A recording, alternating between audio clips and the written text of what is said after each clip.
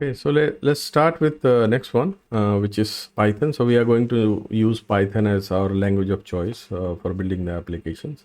And before we start installing, I just want to quickly go through the background, a bit of history about the language.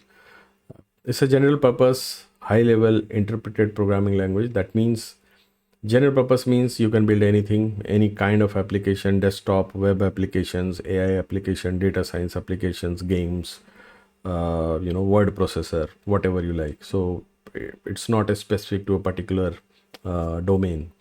Second is high level. That means you do not need to worry about, if you have ever programmed in C, then you have to worry about memory management, and also in this case, just like Java or any other modern language, you don't need to worry about that. Third is interpreted programming language, and this aspect is advantage as well as sometimes a disadvantage as well. So disadvantage is slow, so it goes line by line. Advantage is that fast experiments can be conducted, so you do not need to compile your program again and again, which is the case with many compiled languages. And this is one of the aspects why it is so popular with academia and data science community, because you have to conduct a lot of experiment very quickly, right? So these are the three major key aspect of Python. Let's quickly, I want to go through the background. So in fact, if you check the top languages, so this is from IEEE ranking. There's no official ranking as such, but if you search the web, you'll find a number of different sites which rank programming languages. But one thing you'll find always common is the Python will appear in top 3 always. That's going to happen, and the popularity has grown in last I think 7 to 8 years, leaps and bounds. So here also you can see this is the most popular language, and the reason of this popularity is because the ease of the use of the language. There is no fuss. Its syntax is pretty easy. It reads like English, so anybody can pick up. And in fact, in a lot of schools, I know that the Python is introduced as the first introduction to programming language, because so easy. Second aspect is ecosystem of Python. That means you can add things pretty easily, and there's a lot of libraries available that will allow you to do whatever you like, from space exploration. I know NASA uses it big time. Games development, as I mentioned, in any domain. So it has got a huge collection. The language itself doesn't comes built in all batteries. That means it doesn't provide all the functionality you need to develop any sort of application, but with the help of the packages, libraries that comes with Python ecosystem, you can virtually build anything. So that library repository is called PyPi, which stands for Python Package Index. So this is a repo, PyPi. If you go here, you will see that there are almost 619,000 libraries available.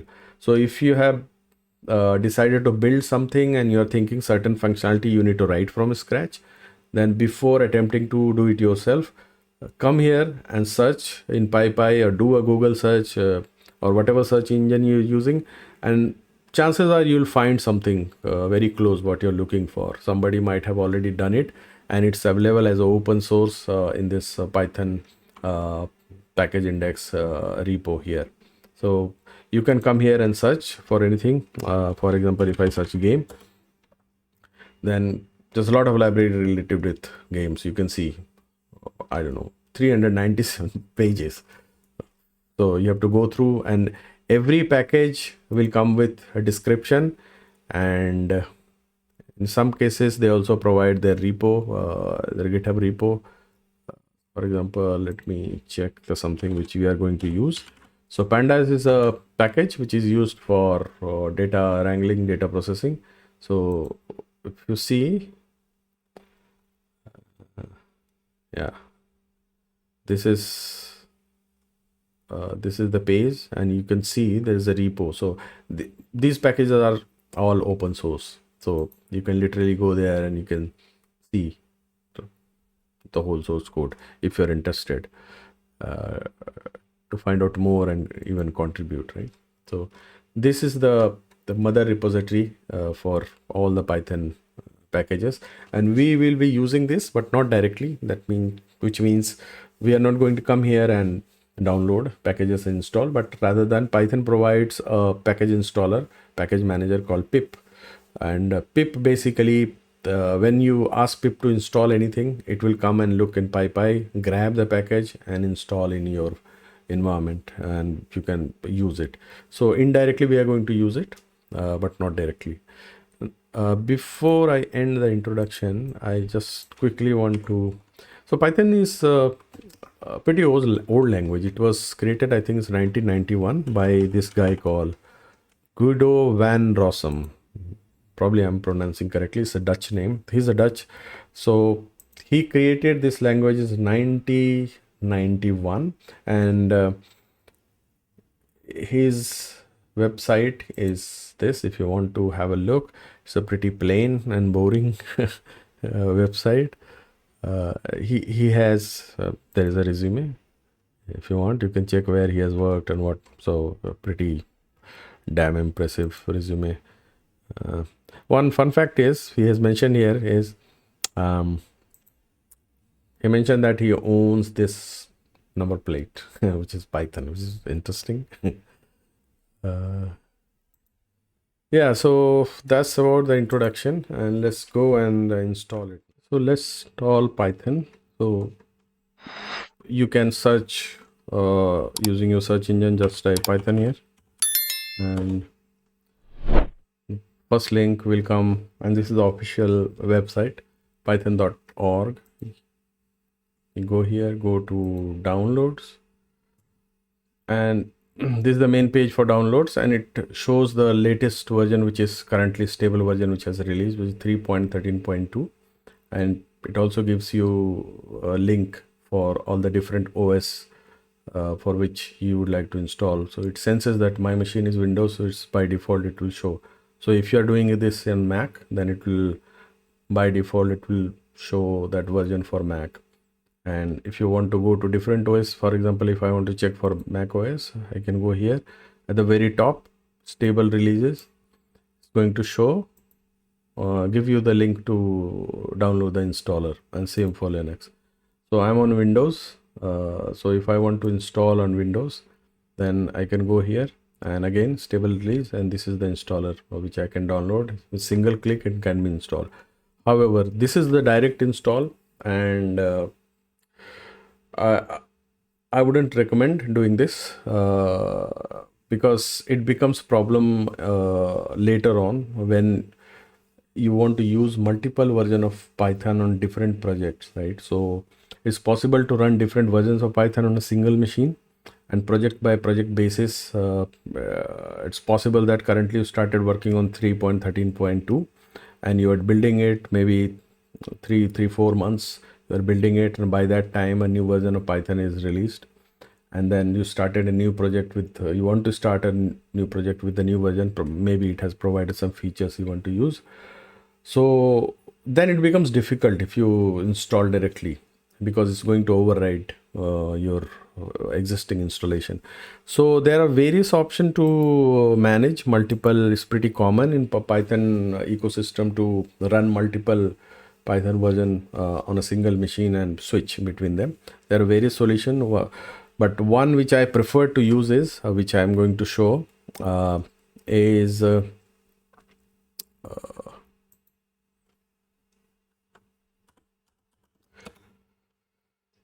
Pyenv. So Pyenv is Python Environment Manager.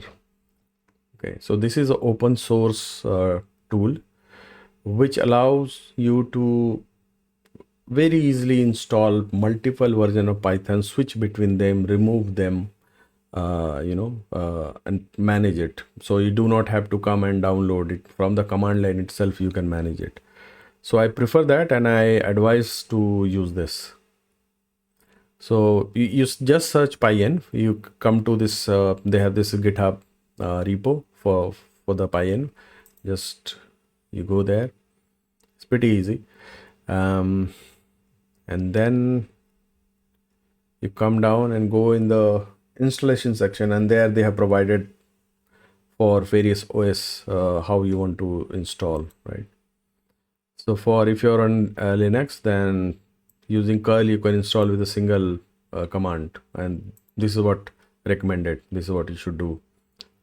This is basically copying the whole source and compiling it. So probably if you want to experiment, maybe you can do that. But if you just want to use it, this is the command you want to use for Linux. For Mac OS, similar thing. Again, the recommended method is homebrew. So you can install homebrew and then just with a single command you can install it, right? And there are other methods as well they have provided here. Now for Windows, again, Windows being a different beast, there is no straight away installation instruction here, but this is not a problem because somebody, Mr. Kiran Kothari, thanks to him, he has provided a fork to this repo and he has build it for Windows. So what you have to do is, if you are on Windows, just come here, and this is called Pyenv. So you go to this repo, okay, and come to quick start, and there is single command you can copy using this icon. Just copy this, right? And from in the command line you just paste it and run it. That's it. It will grab everything and it will install on your system. So once you have done that, okay, once you have done that,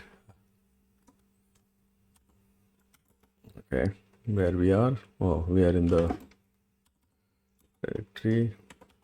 Okay, to test it, just type pyenv, and if you get this, which is the help page for Pyenv, it shows you what version it is. This is the version and all the commands which we are going to use.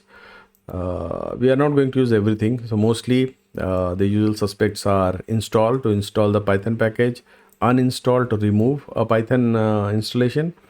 We are going to use versions, and remember there are two commands. One is version, one is version. So version gives you the version of the Pyenv itself, which is 3.1.1. Versions gives you a list of all Python installations which you have on the system. So we are going to use this. And two other commands we are going to use, and this is the reason why you are using Pyenv, is a global and the local. Okay, so I'll just show you like quickly how to use it. The first is I showed you. If you do this, you get these commands. If you want to know more about a certain command, for example, install, I want to know, okay, what are the options? So pyenv install help, okay, double dash and help. To do that, it will give you the whole help for the install subcommand for pyenv, okay. But we are not going to use any of this. We are just going to use the basic install command, which is pyenv install and the version of the Python. Now next is what are the options or what are the available version that Pyenv allows me to install. So if you just do pyenv install list, okay, it's going to list, okay, these are the versions that Pyenv will allow you to install on your system. So these are the Python versions Pyenv is aware of and can grab and install for you. Now this list is not coming from cloud or web, so it is not up to date always. It came as part of your installation. Okay, so if you have installed Pyenv now and after 3 months you're looking at this list, and then if you go to Python website, right, if you go here in downloads, and then you see that, okay, this is the latest version, and when you are coming here and you're checking, oh, I don't find this version here, that means this list is outdated now. So what you have to do is there is a command called pyenv update. So this pyenv update is going to grab the latest database of the available latest stable release of Python versions, and it's going to enable you to install that, but I am not going to execute it because it takes sometimes 2-3 minutes sometimes to grab the list. Okay, so pyenv update. Now what's next? Okay, the next is, if you want to know what are the Python versions available in your system, then you do Python, not version. If you do version, then it's going to give you this Python version of the active Python, right? And if you do versions, then it's going to list everything. So star suggest, which is this one, this is the active Python version in your system. So if you type Python, and this is what's going to start. It's going to start 3.12.5. Even though I have the latest version installed, it's not going to pick up. So let's quit this. Okay, so this configuration is called global configuration. If you notice, I am at root. I'm not in a particular project folder or anywhere. So this is by default, this is the global Python version in your system that it's going to use. Okay, so if I have to install another Python version, let's say 3.13.1, okay, for some reasons, maybe I've been asked to work on some project which uses this particular Python version, but I don't have in the system. But also I do not want to discard the other two, which probably I'm using for some other project. So what I'm going to do, so Pyenv install and the version, which is 3.13.1. So this version number will be same that we saw in the list. So when we executed our Python install list command, it lists all the versions. So this version number should match in one of the version available in the list. So if I do that, it's going to grab it from Python official distribution and it's going to install it for me. Now I am not going to do that because again, it's going to take some time. So if I want to remove something, then it's pretty simple. Pyenv uninstall, and again 3.13.2. If I do that, it's going to get rid of this Python version installed. It's pretty simple. Okay, now the most important part, why we are using this Pyenv. Okay, so let me go to the directory which we created for Git demo. So let's assume that this is our project directory. This is where we are going to host our project. Everything will be here, right? Now what I want is, as you saw, that currently the global version is 3.12.5.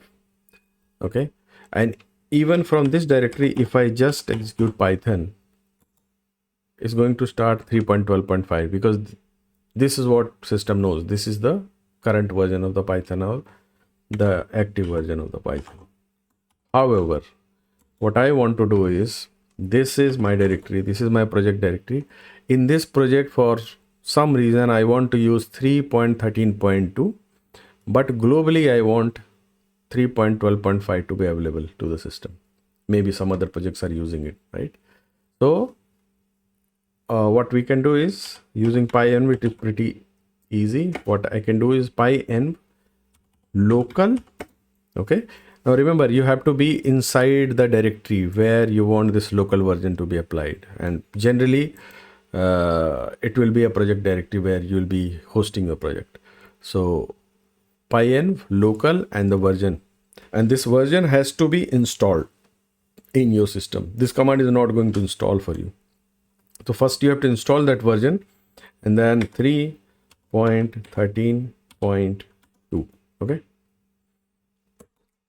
now if I install Python, I will see. Now you see, previously when I ran, it says 3.12.5. Now it's saying 3.13.2. So this is the active version within this directory. This is not global though, because I executed this local command, right? So if I do Pyenv versions, now within this directory, it's going to show that this is the active version. Okay, but if I go out of it and I'm going to do the same command. Now you'll see. So outside of this project directory, the current version of Python is 3.12.5, and inside this directory is 3.13.2. And similarly, you can create multiple projects, you can install multiple Python versions, and you can switch. And that's where this Pyenv is very helpful. Now here I quickly want to mention one more thing, that there is another option. In fact, there are many options to do these kind of things, where you can manage different sandboxes or isolate your Python version and work on multiple projects. There's one very popular tool is, which is used very popular in data science community, is called Anaconda. And if you search Anaconda, the first link will come as anaconda.com. Now Anaconda is not like Pyenv. It is not just a Python version manager. It is a distribution. Pyenv and Python package installer pip, which we are going to see in a bit, they look at Python official repository, and from there they pull the software and install. Anaconda is a distribution. They maintain their own repository. Okay. And Anaconda comes with a tool called Conda, which is very similar to pip, which installs and grabs your packages for you. But Conda is not going to look at PyPi directly. It looks at Anaconda repository. And advantage of using Anaconda is you can simply install this whole thing, and the whole distribution, everything will be there in your system if you want that. So some people find it easy, and it's very popular in data science community. I was using this in past, but now I don't use it, because down the line I found that as your repo grows, and it becomes very slow in terms of grabbing packages, and sometimes there are discrepancy because it's not coming from official packages. So it conflicts sometimes. It doesn't have the latest updated packages. There is a delay and there is a lag. So it's a personal preference, but it's definitely a great tool, and it's very popular in data science community. I just wanted to mention that. Now, so let's go back to where we were here. Okay, so I think that's it about the installation of Python and Pyenv. And with this, we have completed 2 steps, which is we have done GitHub, we have done Python, and next we are going to do quickly virtual environment, and then we'll proceed to the last thing, IDE. Okay, see you there.